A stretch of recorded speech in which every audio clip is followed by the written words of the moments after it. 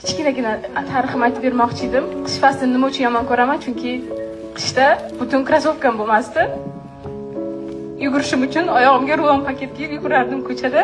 Chunki sportdan boshqa hayotimni o'zgartiradigan narsa qo'limda yo'q edi.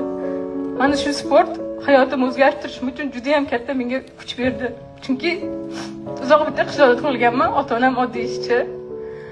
Har doim aytishardi, faqat grantga kirsang o'qita olamiz seni deb. Va mana shu sport meni grantga o'qishga kirishimga, chetga chiqishimga, umuman hayotda o'zimga maqsad qo'yishimga yordam bera oldi. O'ylaymanki,